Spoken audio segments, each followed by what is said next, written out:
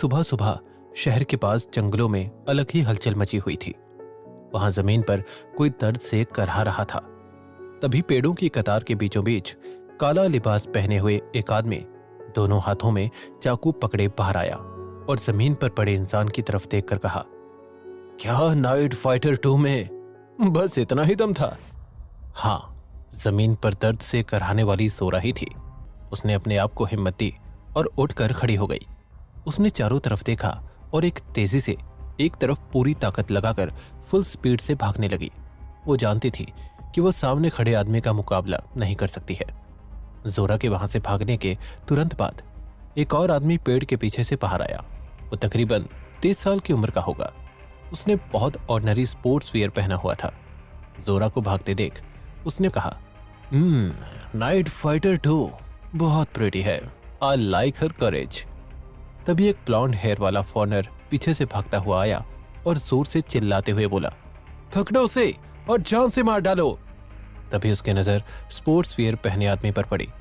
उसे देखते ही फॉरनर डर गया। इधर जोरा पर आई मुसीबत से अनजान अभय पार्टी के बारे में सोचते सोचते बालकनी की चेयर पर ही सो गया था। कमरे में आकर फ्रेश होने के बाद वो तैयार होकर नीचे आया, जहां जगदीश पहले से ही उसका इंतजार कर रहा था। ब्रेकफास्ट के बाद दोनों ऑफिस के लिए निकल गए। जगदीश को लॉबी में छोड़कर अभय सीधे धीरज राजपूत के कैबिन के लिए निकल गया। अभय को कैबिन में आते देख धीरज राजपूत ने मुस्कुराते हुए कहा, तुम फाइनली आ गए। आज बहुत बड़ा दिन है। कपूर खानदान अभी बहुत परेशान होगा। हो सकता है वो लोग इस पार्टी में कुछ लोगों को अपनी साइड करने की कोशिश भी करें। अभय ने हंसते हुए कहा, उसे इतना टाइम ही नहीं मिलेगा। आज उसकी सारी उम्मीदें खत्म हो जाएंगी और जिस राघव पर उन्हें भरोसा है वही ये काम करेगा। आर यू श्योर अभय? क्या राघव ऐसा कर पाएगा? अभय ने हंसते हुए कहा, हाँ डेफिनेटली। उसे एक हफ्ते से जगा रखा है। अब तो उसे इतनी अकल आ ही गई होगी कि क्या करना है। तकरीबन आधे घंटे के बाद वो लोग शाइन होटल के सामने थे। अभय कॉफी लेने का बहाना करके गिरीश से मिलने चला गया और मिस्टर राजपूत जगदीश कपूर के साथ अंदर चले गए। होटल के बाहर सड़क की दूसरी तरफ एक ब्लैक कार खड़ी थी। अभय ने दरवाजा खोला और अंदर बैठ गया। कार में पिछली सीट पर राघव बैठा था। उसने सूट बूट पहना हुआ था और उसके चेहरे पर डर साफ साफ दिखाई दे रहा था। अभय ने राघव से कहा, उस दिन जो भी कुछ हुआ था वो सब सच सच बताना, समझे? राघव ने तुरंत हाँ में सर हिलाया। तब अभय गिरीश से बोला, मैं तुम्हें मैसेज करूंगा, तब इसे लेकर आ जाना। ये कहकर अभय बाहर आ गया। अभय जैसे ही बैंक्वेट हॉल के अंदर आया, काफी लोग उसे और उसके ऑर्डिनरी कपड़ों को देखने लगे और 9 साल पहले जो हुआ था उससे शहर के काफी लोग अभय को पहचानते थे। लेकिन अभय सबको इग्नोर करके सामने जाकर सेकंड रो में धीरज राजपूत की टेबल पर बैठ गया। अभय की ही टेबल पर धीरज और जगदीश के अलावा हंसराज, कशिश, निधि और वंशिका के अलावा एक गोल्डन चश्मे वाला आदमी भी बैठा हुआ था और निधि और वंशिका बहुत अनकंफर्टेबल दिखाई दे रहे थे। अभय ने सबको ग्रीट किया। तभी पीछे से आवाज आई, तुम दोनों भी आए हो? अभय ने पलट कर देखा तो सोमेश कपूर उसकी और उसके डैड की तरफ मुस्कुराते हुए देख रहा था। तब धीरज ने कहा, ये लोग मेरी कंपनी की तरफ से आए हैं, तुम्हें कोई प्रॉब्लम है क्या?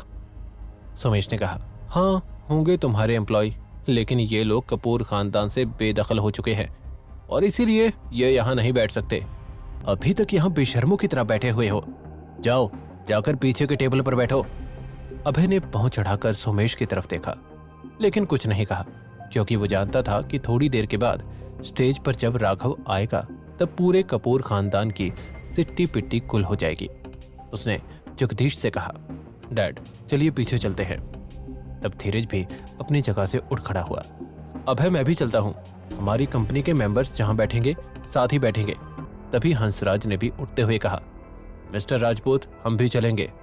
ये सुनकर सोमेश थोड़ा घबरा गया, क्योंकि कशिश और हंसराज रॉयल बैंक से थे और रॉयल बैंक की शहर में सबसे ज्यादा रेपुटेशन थी, लेकिन अब वो उन्हें रोक भी नहीं सकता था। तब निधि भी उठ खड़ी हुई और साथ साथ वंशिका भी। हम भी चलते हैं। सब जानने के बाद उस गोल्डन चश्मे वाले आदमी ने सोमेश से कुछ कहा। उसकी बात सुनकर सोमेश की भौहें तन गई और उसने पलटकर अभय की तरफ देखा। वो गोल्डन चश्मे वाला आदमी भी अभय और लोगों की तरफ जाकर बैठ गया। वहीं वंशिका अभय से धीरे से कहा, तुम लोगों की बातों पर ध्यान मत दो। अभय ने मुस्कुराते हुए कहा, डोंट वरी, थोड़ी देर में सबकी बोलती बंद हो जाएगी। वंशिका ने हैरानी से पूछा, मतलब? अभय ने कहा, बस तुम देखती जाओ। अभय का क्या प्लान था? क्या राघव उसका साथ देगा? ये जानने के लिए देखिए बंदा ये बैड ऐसे का अगला एपिसोड सिर्फ पॉकेट एफएम के यूट्यूब चैनल पर। और बंदा ये बैड ऐस के सारे एपिसोड्स को सुनने के लिए डिस्क्रिप्शन में दिए गए लिंक से डाउनलोड कीजिए पॉकेट एफएम ऐप।